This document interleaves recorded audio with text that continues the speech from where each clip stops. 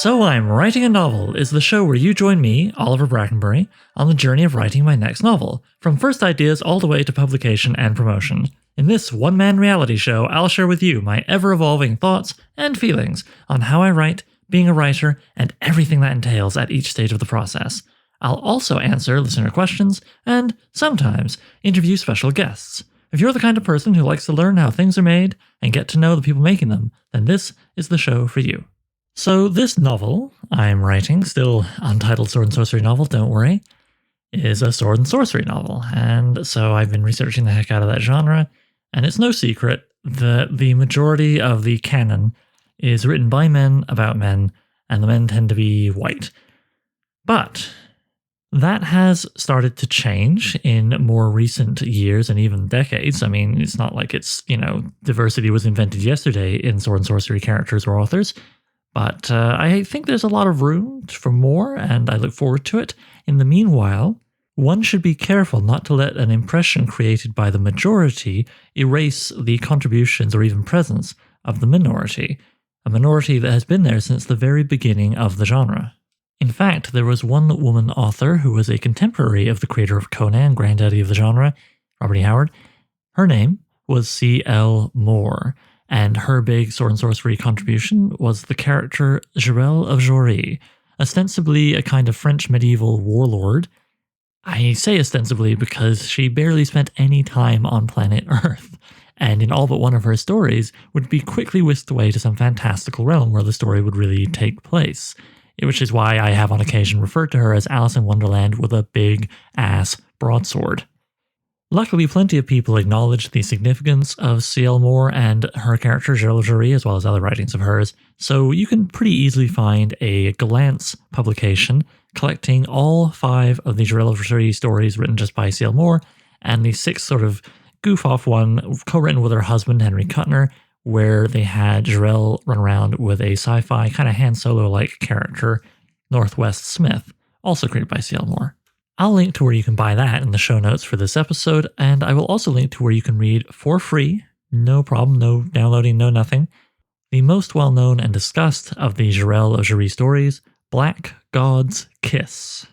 You don't even have to have read just that one story in order to enjoy today's episode, but maybe you're like me and you like to do your homework, so yeah, it's there for you to read and enjoy. It's a great story. I will give a short synopsis before I get to today's interview, which is with Nicole Emmelhainz. Nicole is an associate professor and director of the Randall Writing Center at Christopher Newport University, with a PhD in English, in case you couldn't guess, since I'm talking to her on a writing podcast. At Christopher Newport University, she teaches composition, creative writing, professional and technical writing, digital humanities, and feminist theory and writings. A previous guest of the show told me about an essay Nicole wrote that really grabbed my attention. It's called A Sword Edge Beauty as Keen as Blades, The Gender Dynamics of Sword and Sorcery, which, as you can imagine from the title, is very much to do with feminist theory and sword and sorcery.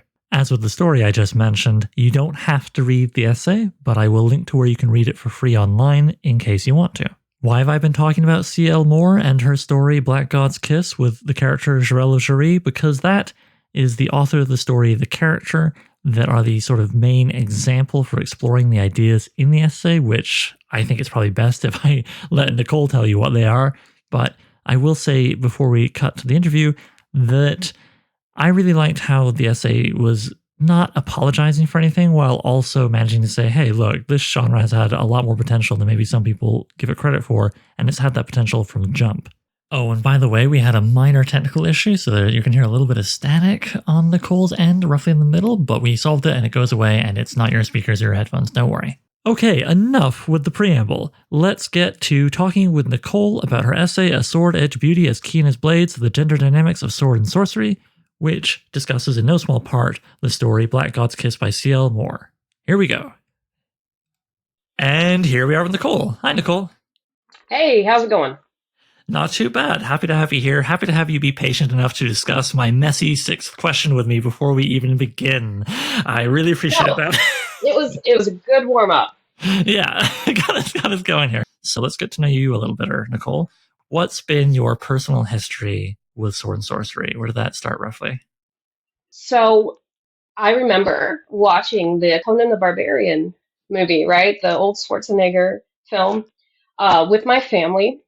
And then when I was a little bit older, I remember watching the animated Conan the Adventurer. And I loved this stuff. Um, I wouldn't say that I kind of understood what sword and sorcery was as a kid and as a teenager.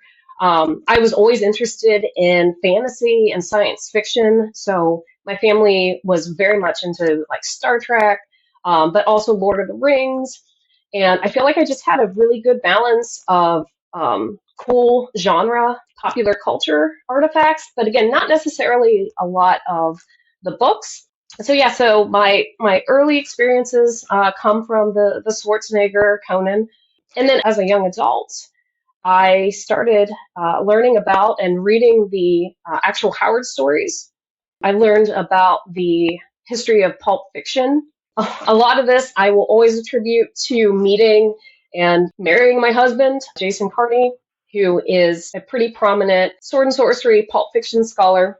As a professional, I focus on writing, and as just a secondary interest of mine, I am very committed and invested in examining these older pulp writers, in particular for how they were creating and setting into motion the genres that then I experienced and grew up with. I think it's a really fascinating time as a writing scholar to look at what people were doing in the 20s and 30s in the pulps, and the fact that there was this kind of, I don't know how much it was acknowledged what they were doing.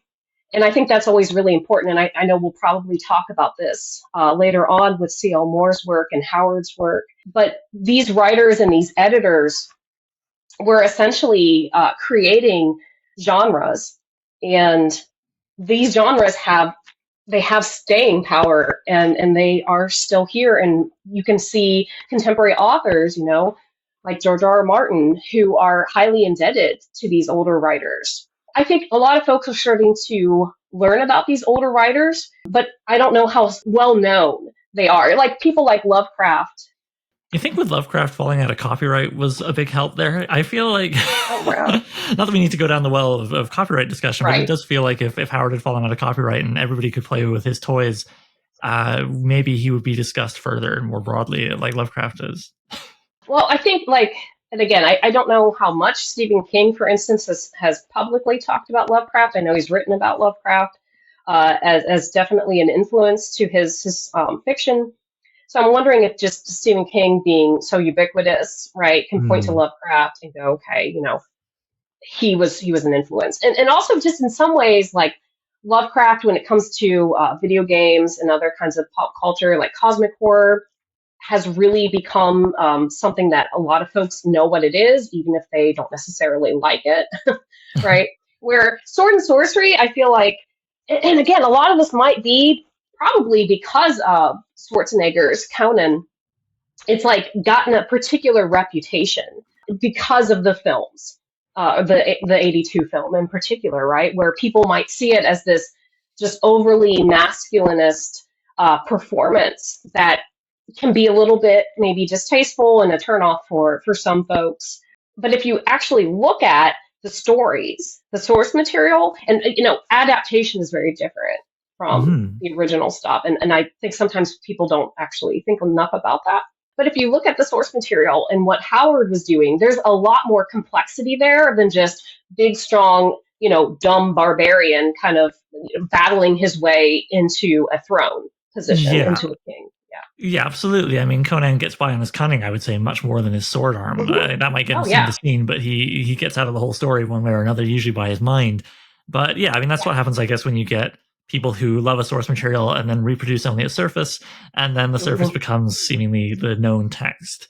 And apologies to anyone who's going to get mad at me online about this, but I always think of Zack Snyder when I think of that, and his Watchmen adaptation, which looked beautiful, but didn't seem to engage very much with any of the ideas underneath the work. No. I'm very wary of that with myself, writing a sword and sorcery novel and trying to learn as much as I can from reading the old stuff, but being terrified of being like a Lynn Carter type guy who Right. mostly replicates the surface and makes the barbarian a dumb guy who just punches things or whatever, you know? But yeah, I think a lot of folks came to Conan originally through the Lancer reprints. But I would say a lot more people also came to Conan in the, 82 film. And Yeah. I think that what might have reaffirmed a very shallow interpretation of the genre was the fact that Schwarzenegger at the time still was learning English. Yeah. So his acting might have been a little bit surface because he was still trying to figure out, how to speak in English. Oh, potentially, yeah. I mean, I think as much Yeah. as honestly, I do love that movie. I've rewatched it in recent years to be like, does it hold up, or was I just 12 when I watched it? You know, and yeah, I think it still holds up pretty well. I think maybe the thing is, it did big numbers, money and bums and Yes. seats, and then you get the glut of terrible films that came afterward. Oh yeah. And just yeah. But anyway, we can talk about that all day long. What I'm going to get to is what inspired you to write this essay, which, if I know correctly, this was 2016 for Skelos magazine? Yes, and I started writing this. So the essay is called A Sword Edge Beauty as Keen as Blades, the Gender Dynamics of Sword Sorcery. So I started thinking about this idea probably in 2014, 2015. It fundamentally comes out of these earlier experiences that I was talking about, where, again, like I was watching the Schwarzenegger Conan, I was watching the animated series, and, in the Schwarzenegger movie, there is an adaptation of the character Valeria, and then in the Conan the Adventurer, there was the character of Jasmine, right? So there are these strong characters, and then as I'm later on, as a young adult, and I'm reading Howard's work, there are certainly examples of very one-dimensional flat women in some of the stories, but there are many examples of strong women, like Belit, for instance, Yasmela from Black Colossus. So I started looking at just what was actually in the original stories, and it got me thinking about like what was Howard really wanting to do, and even the character of Conan himself. My husband and I have talked a lot about this. We have an essay, it's called Conan the Compassionate, right? And we're exploring the idea of, like Conan he's a very well fleshed out, developed character. And he again, is not somebody who just acts in a very violent, unthinking way. In many instances, he is incredibly thoughtful in his actions. He uses his words, right? And he's often thinking of others. And while some of his motivations are certainly self-driven, it's not everything that he does in his own self-interest, ultimately. And when did you come to Jirel? So I hadn't read more until I had already read a lot of Howard's work, right? And so I was just exploring, like, okay, well, who else was publishing, mainly in Weird Tales. So that's the journal I tend to focus the most on, just because I think as a platform, and their whole allowances for, okay, let's publish the work that doesn't already have a niche market for it, right? Like they wanted to be this market that allowed this fiction that didn't fit into a specific category. So that, the concept of like the weird fiction then I think was really an umbrella term that allowed authors to have like a playground, as it were, in their writing options. And then they could explore ideas in ways that, a specific magazine that only would publish detective fiction or romance or Western, like they couldn't fit it into that market. So, hey, let's combine some of these genres and ideas and play around with them. And, maybe Weird Tales is the market I go to instead. Yeah, like historical fiction with some wizards and whatnot sprinkled on top, which is kind of the way Sword and Sorcery gets described a lot. Right. Although, funny enough, I often think of Alice in Wonderland when I read the Jirel Jury stories because of how often the story starts with her in our plane, but very quickly she's elsewhere, having adventures somewhere, some other region, some other space, for most of the story. Oh, yeah, not obviously not like a gateway fantasy, but kind of, right? So yeah, so I came to see Albor's work from that perspective, and I was really interested in looking at, well, so how were writers writing in the pulps? And that's when I came across, Howard and Lovecraft's letters, for instance. But Lovecraft and Howard were also writing to many of the other authors in Weird Tales, and C.L. Moore was one of them. And she was very much interested in what they were writing. I'm pretty sure Moore was reading Howard's work and was very influenced by Conan to create Jirel. As I understand it, like she was influenced by reading Conan, and then Howard was influenced by her, and that was part of the birth of Dark Agnes / Swordwoman. Yeah. And so there was definitely some mutual inspiration and admiration, I think, going on there. In your essay, you argue that sword and sorcery has the potential to be understood as a feminist genre. As not every listener will have read your essay before hitting play on this episode, could you please summarize the main points of your argument? Yeah, so I see sword and sorcery as a way of allowing authors to not only create fictional worlds, but then within those fictional worlds to explore and expose gender as fundamentally performative in nature. It shows that characters are free to explore and kind of break away from expected gender constraints or expectations. It shows that gender is essentially just a set of social, political, and cultural performances. That's kind of what I was doing a very long way around of getting at, like what I think Moore was doing, inspired by what Howard initially started doing when he was creating the character of Conan, right? Also, the neat thing about Conan, right, is that we see him at different points in his life. So we see growth and change across the character in a really complex, interesting way. That, again, I think through certain types of distillations and adaptations gets glossed over immensely. Yeah. So I always encourage people to definitely go back and take a look at Howard's work. And then with C.L. Moore, like, I think and again, a key point to always emphasize when we're talking about these older authors, we're looking at them through the contemporary lens and ideas and theories that they obviously had no access to. Mm-hmm. So I'm speculating on what I think they might have been doing. I don't ever claim that they were deliberately doing these things, right? Like, this is all through the lens of contemporary interpretation now. But there has to be something, like, I can't help but imagine that there was something there. Moore was reading the Conan stories. She was reading Howard's work. She was getting to correspond with him and getting to correspond with the other major authors from Weird Tales. And so they all were talking to one another, where they were having conversations, and they were essentially setting the expectations for the genres that they were creating and writing in. And it was based on the conversations that they were having with one another. And there is something inherently flexible about sword and sorcery that was allowing for somebody like Moore to come in and take a female character and explore, all these various aspects of her character. She was involved in these communities. She was reading these stories from different authors. She was getting to correspond with the authors and hear, more about what they were thinking. It's kind of like right time, right place. And we get not only this amazing character of Jirel, but we get this fantastic genre that we can still use today as authors and creators to explore things like gender and sexuality in some really compelling ways. Yeah, I agree. I mean, I think sword and sorcery's definition, which Lord help us, we will not get into today, because there's a conversation that keeps coming around and around and around, although I am a big fan of Brian Murphy's definition, if only because it is somewhat elastic.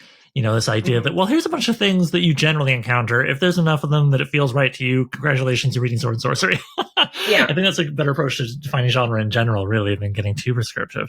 But yeah, within those elastic boundaries, you can do so much. You mentioned two conditions required to see a sword and sorcery story as feminist, speaking of definition. What are they in your essay, and how are they to be found in Black God's Kiss, the Jirel story? Yeah, so I think that stories should have a political and a thematic element to them if they're going to be feminist in nature, and then if a sword and sorcery story is going to be ultimately feminist. So by political, I mean that it challenges and essentially it makes it strange, like these assumptions we have about gender. Like, oh, well, women should do this, or men should do this. They should behave in certain ways, or they should say certain things. So there is a challenge to that. And again, characters in feminist sword and sorcery ultimately have a lot more autonomy and choice in how they are performing those genders. And often it might even be in defiance of what others would expect of them. So this kind of like acknowledgement of, hey, we have certain expectations here, but the hell with that. I'm gonna do what I'm gonna do, because and it's often, plot driven, and there's goals that the characters have, and they are able to kind of move outside of gendered expectations. Thematically, then, the author either intentionally and directly, or again, unintentionally and indirectly, which is what I would argue people like Moore and Howard were doing. They were not intentionally doing these things. It's creating characters and creating situations that essentially bears gender as fundamentally performative in nature, and situationally performative, right? So certain characters might act in a certain way at one place in the story, and then later they might have to act differently. Again, like, fundamentally, isn't this what we all do all the time, whether or not we are conscious of it?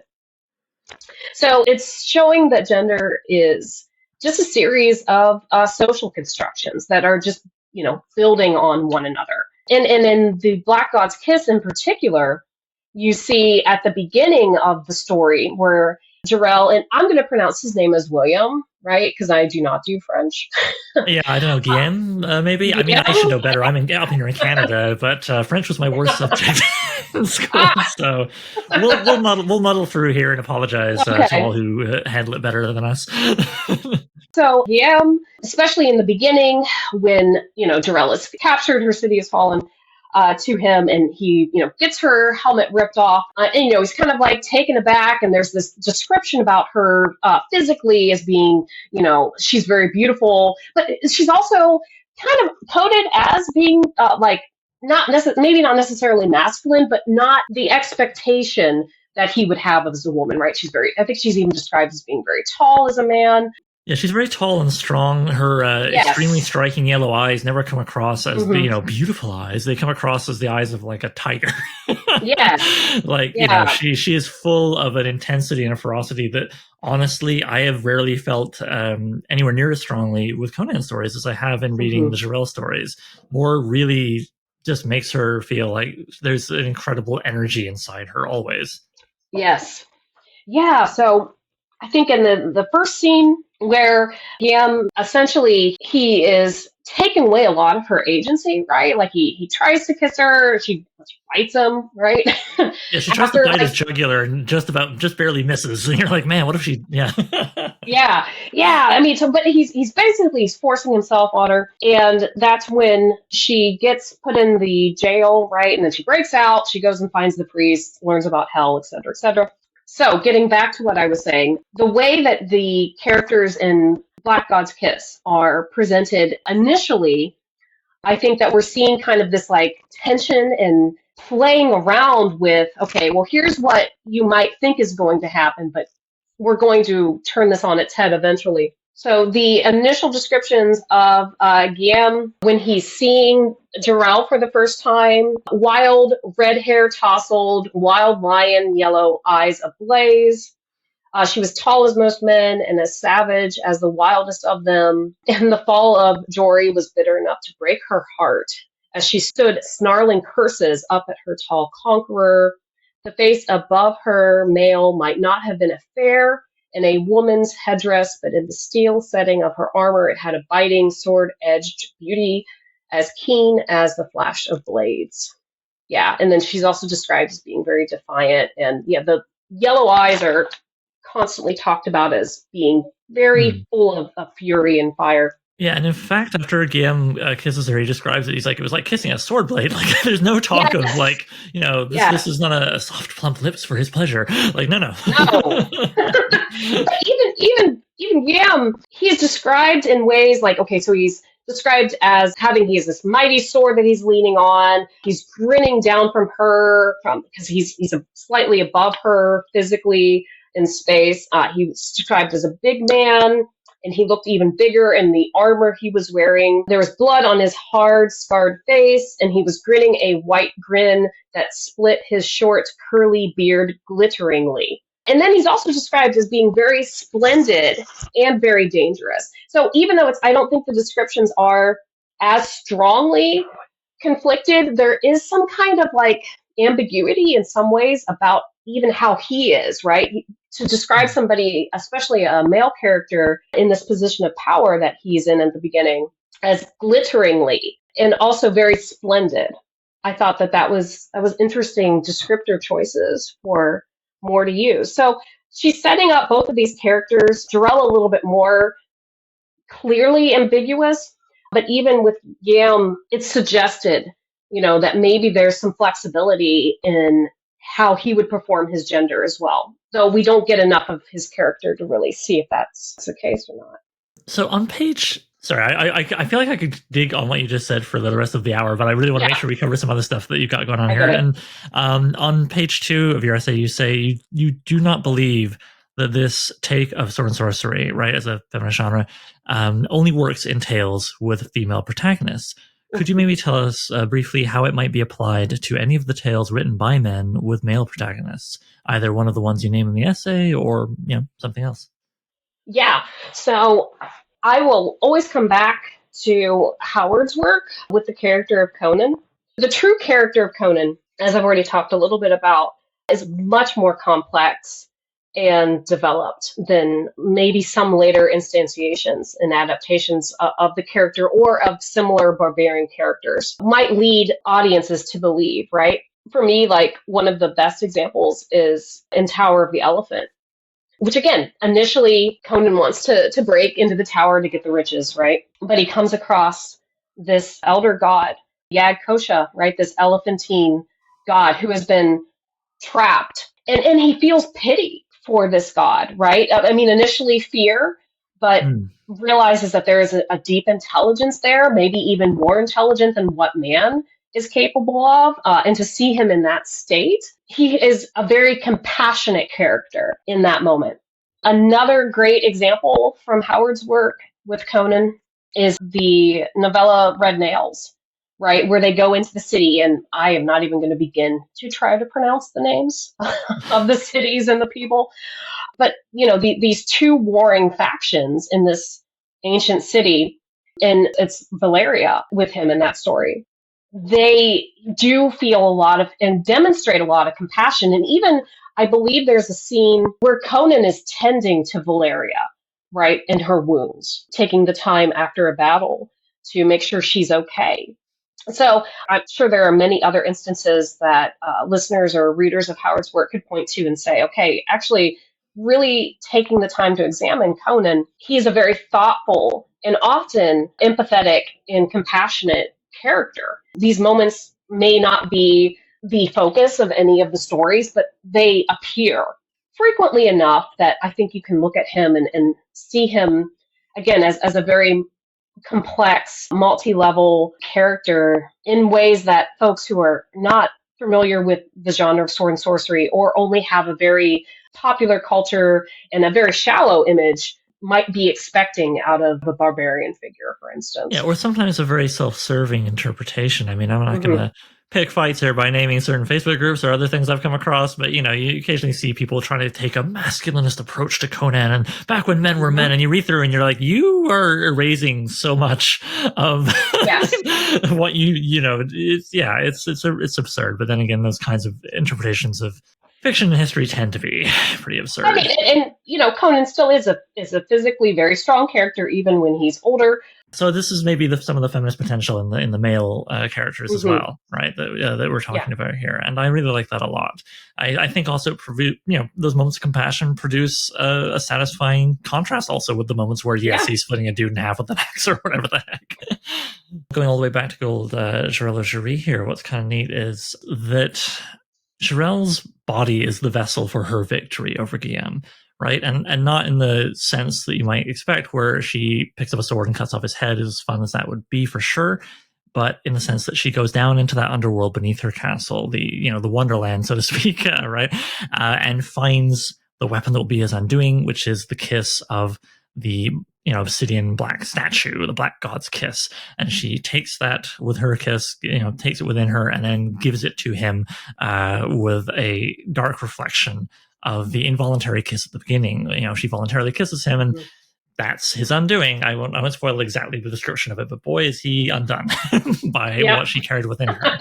And yeah, it's pretty cool. And I think about that, and I think about some of the stuff you have in your essay here about bodies. I always think of sword and sorcery as a very body-centric genre, in a whole variety of ways, which could easily fill up this whole hour unto itself. But, you mentioned about sexually marked bodies are a source of power in sword and sorcery, and later near the end, you talk about how this genre with its hypersexualized bodies makes the distinction between gender and sexuality quite clear. I guess I was just wondering, I don't know that I have a straight up question for this. I just am so fascinated by the body in sword and sorcery and the role it plays in this story in particular. Do you have any sort of ways you'd like would you like to maybe expand for our listeners, again, those who haven't necessarily read it, an essay on your thoughts on the body in sword and sorcery and its feminist potential? So yeah, the really interesting thing about bodies in sword and sorcery is that within the theoretical and scholarly conversations about feminism is that there has been discussion about how writing and the body are highly connected. And so you have the feminist theorist Emmelhainz who discussed this quite a bit about the connection between our bodies and our lived bodily experiences, and how writing can help to enhance that, bring awareness to our bodies. And sword and sorcery as a genre, and sword and sorcery as a feminist genre, I think allows authors to explore that as well. And I think that this can be traced back to this long-held conversation / argument that Howard and Lovecraft had, which was about barbarism versus civilization. And, Howard came down on the side of barbarism and Lovecraft on the side of civilization. But within those two distinct areas of understanding, human experience, civilization and its luxuries and comforts that it affords can allow us to separate from our bodies in a much more kind of, I think, unintentional, maybe unrecognized way, where through Howard's understanding, the barbaristic elements of life allowed people and allow characters in sword and sorcery to be much more connected to the body, right? We are taken out of situations and comforts of life, and we have to be aware of our bodies, right? We are exposed to the elements. We are not given stable sources of food and shelter. So I think there is just, from that idea, a platform to explore bodies and what you do with them and how you experience situations in your life through the body. And so, yeah, it is really compelling to look at Jirel, which again, I believe she's restrained at the beginning of the story. Yeah, she's tied up, and two dudes are holding her arms, and they're still struggling with her because she's so tough. Right. But yeah, but even then, like, she, in that situation, it is very kind of physical, right? Mm-hmm. Like, okay, she's struggling, but she's being held back. This kiss is being forced upon her, and she chooses to go into that, other world, that underworld, hell, whatever you want to call it. And down there, from my memory of the descriptions that Moore has, it almost is disembodying, right? Like, there's points where she's having trouble, like, keeping her balance, or things feel like they're kind of getting almost like flip-flopped on her. So even there, like, physically, she's experiencing her body very differently than how she feels in the world above.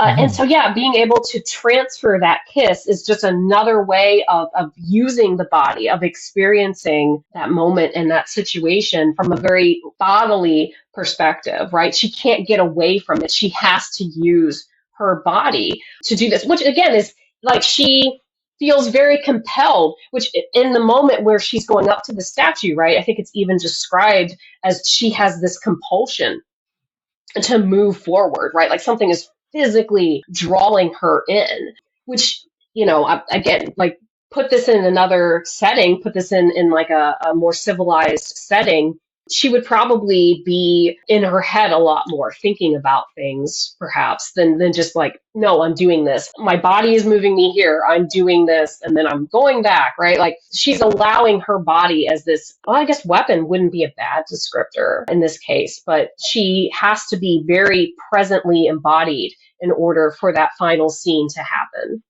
Well, yeah, and even as she's marching up to give him, this deadly kiss, she feels inside herself like, oh boy, this energy, this thing I've put in inside myself, this weapon. I got to get it out. If it's in me too long, I'm gonna die instead. Yeah. And again, she takes this as communication from her body. There's no verbal conversation being had. There's not like a spirit talking with her or whatever. Yeah, it's all very much being in tune with her physical self. Yes. Yeah, absolutely. Which again, I just see the larger setting potential of sword and sorcery, of it bringing into question and kind of challenging performative expectations that might otherwise be tied to a certain gender. I see that as being a very like key element in order for, honestly, the plot to happen and unfold in the ways that it does in this particular story. Yeah. Now I'm going to be a little cheeky. In Black God's Kiss, we've actually been talking about it. I wrote my question not being sure precisely where we go, but whatever. I'm going to say this as if I don't know anything. In Black God's Kiss, Jirel, as we've been saying, transfers a kiss from a male god. The statue is, it's got one eye and it's weird, but it's definitely a fella, to a male villain. She's kind of almost like a mediator, really. And arguably, you could look at it as this tool of death is kind of a homosexual kiss. And this really jumped out at me. And I'd be curious to hear any thoughts you might have on that interpretation, or maybe even just the queering of sword and sorcery in general. I feel like it's not been explored before, obviously, but I feel like there's so much room for more exploration of queer identity in spaces within sword and sorcery. Well, and it's interesting that you read the god as being male, because when I read the story, I don't see a specific coding of the god itself. Dear, maybe I'm showing myself here. Yeah. The god in my reading is not coded as male or meant to be seen as male.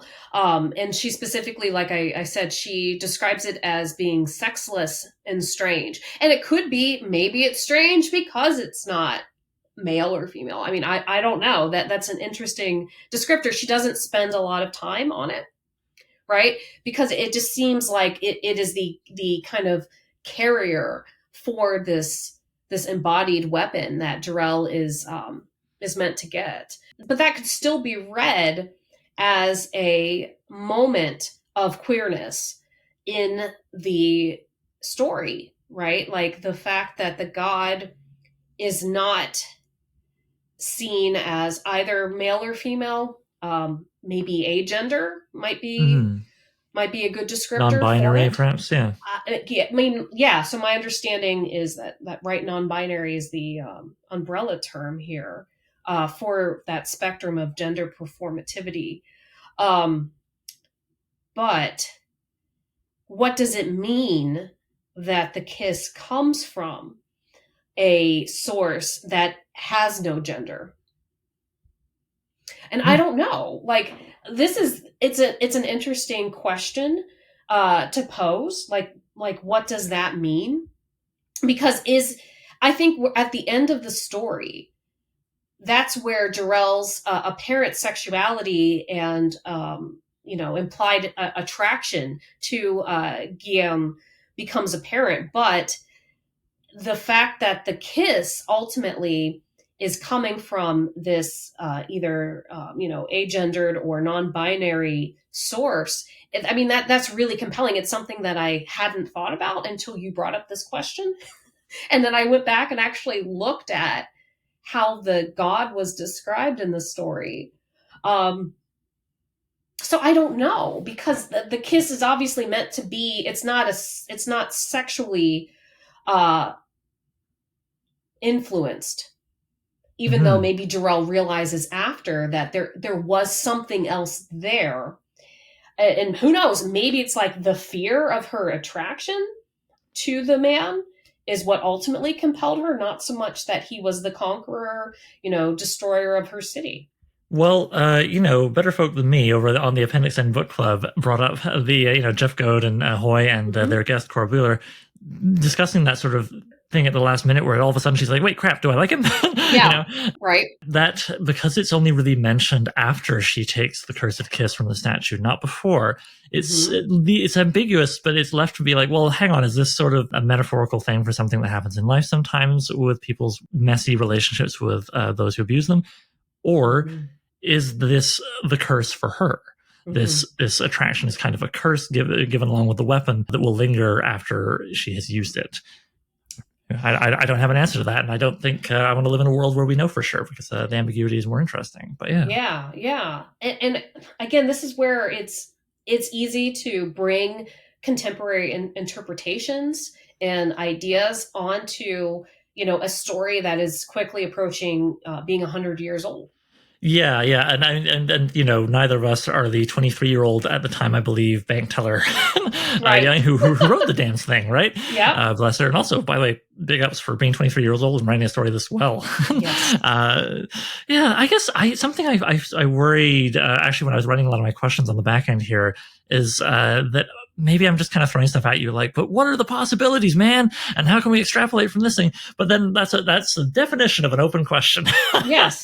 Which again, okay, so let's take a look at this from a bigger perspective, right? Like, is there an inherent queerness to sword and sorcery? And yes, I mean, why not? Right. And even a larger sense about like weird fiction, I think just implies perhaps a queerness to it as well, in all the senses that we could apply to that word. Who it ultimately like is, it is, most stories I think do come down to looking at and questioning one's identity. And at some point, I think Jirel may have felt like her identity had the potential to be taken away from her, right? With the destruction of the city, because she's Jirel of Jory. So you move her out of that. Again, interestingly enough, right? Out of a implied civilized context, moving into the underworld / more barbaristic setting, right? She literally moves between the two. And all this I'm just now kind of piecing together because of your question here.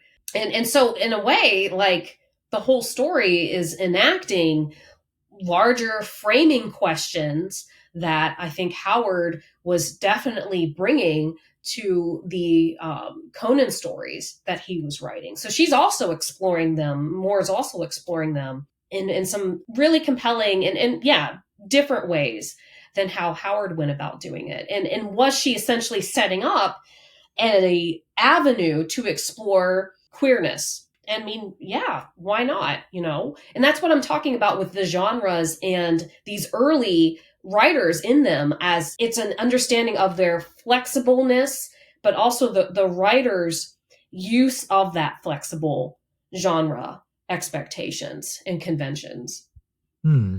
Yeah, and I just, I guess it's something that's been on my mind quite a bit lately because I love the genre and I want to see it have a third wave, after that second wave in the 60s and 70s. And not just for the selfish reasons of I want this book I'm working on to sell.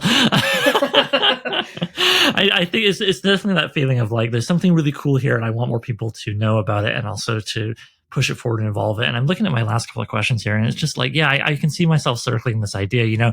My next one was, you talk about cis male and female genders and bodies within the existing canon. What can you see for trans and or non-binary people and narratives in sword and sorcery? You use the phrase a feminist utopic space, right? But what might be, say, a trans utopic space within sword and sorcery? Because gender is, I think, again, I say this as a non-trans person, but as a cis fella, but like gender, I think, is so much more than performance for trans people, because if it was only a matter of performance, then there wouldn't be the issue for individuals of being told, you're X, and then being like, but inside I'm pretty sure I'm Y. Yeah. And so yeah, like I feel, again, I've been dying. I've said this in other interviews. I've been dying to see or if there is one I'm unaware of, more trans sword and sorcery protagonists, because I just feel like it's such a rich genre for those characters and their themes and issues to explore, on account of the fact that a lot of the cornerstones of the genre, going back to the very beginning here with Howard, are that they tend to be outsiders. They tend to have very distinct identities that allow them to succeed because of their identity, not in spite of it. And frequently their outside forces, often civilized forces, quote unquote, telling them, this is who you are. And the character will respond and often triumph by saying, no, I tell you who I am, not you. And Jirel even is rendered an outsider at the very beginning of the story, in the sense that she is now the conquered. She is now the minority. All her men have been slaughtered. Right. And now Guillaume runs the show with his fellows. And then, I feel like there's something really there in the fact that this genre, it does have women, and very few, but some people of color in its authorship as well as its characters, going right back to the beginning. And I've never wished to erase that history. But it is a genre dominated on the page and behind the typewriter, so to speak, by white cis men. That has been changing in recent decades. Yes. And there's been great work done on the page by, amongst others, white cis men as well. But, I want to see it go further. I want to see it go bigger. I want to see more people coming to it who maybe have not felt welcome before. I want to see more creators coming into it and going, hey, man, we can do some stuff within here. These tools that are already here could be used to craft such wonderful new stuff.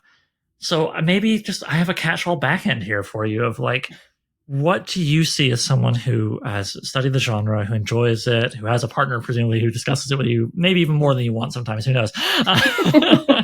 It's in the air, I guess, is my point with you.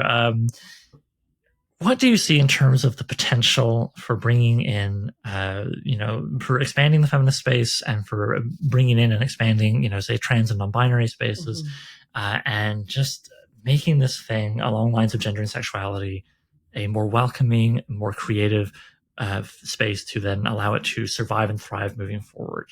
What are your thoughts on that tiny little succinct question? Well, not to sound like a broken record here, but I think there should just be an acknowledgement, again, that this is a genre that from its foundation, with folks like Howard and more, is setting up writers to explore questions of identity and gender and sexuality in really interesting and nuanced ways. And I think it's important to, again, not saying that he was intentional in this, but that Howard had a character. Well, this isn't technically sword and sorcery. I think we can look at Dark Agnes, also known as Sword Woman, who I think, he was writing this character a little later in his life. He only had two full stories in the beginning of a third, or was it 3 full stories in the beginning of a fourth? Yeah, it was. I think it was like 3 and a fraction. I read them a while ago, but true. She's more historical fiction. There's no fantastical elements that I recall. I would assume. I felt like when I read the Sword Woman stories, I was like, this could have gone in a sword and sorcery direction at any point. But I still like to look at Howard's creation of this character and talk about it within the realm of sword and sorcery, because this character in particular, I think we could look at her today and say, I'm using, she, her pronouns, but maybe they, there is more appropriate as a non-binary figure, right? Like somebody who realizes that there are certain gendered expectations on her. She takes action to release herself from those constraints. And she even declares, and this is a paraphrase from the first story, I am not a woman, I will live as a man. Yeah, she also curses at least once. It's almost, like just basically saying like, oh gods, I wish I had been born a man, not because necessarily she needs, she wants to have that biology or whatever, but because she hates the limitations placed upon her. I don't know. So I don't know. Some people might read her as a true trans character. Maybe she's transmasculine in nature. It's hard to say because again, we don't have enough stories to really go on there. But I feel like there's a character exploration and development that had started with Sword Woman that again who knows, like had Howard lived longer, maybe he would have eventually taken these stories more in a sword and sorcery and not just a historical fictional direction. But I think that's it's an interesting character that Howard also developed to take a look at, right? Because she, to me, seems very much coded as a non-binary figure. And I think that we can say, okay, there is room in sword and sorcery for any person on the gender spectrum to be developed and rendered faithfully in interesting ways, right? Like it's all about representation ultimately. And I also say this as a cishet individual, so I can't speak for others, but I can say, hey, based on my understanding of what this genre allows folks to do and explore, know that this is a space where you too can come in and use it to write characters and explore plots that might be more representative to lived experiences that you have had. And honestly, like, we need more characters and more stories like that, just because it's just so interesting to hear from different perspectives and see different types of characters that, like there are only 7 or 8 actual plots that you can have in fiction. But so let's see how other folks might deal with them and how might they play out through these different perspectives.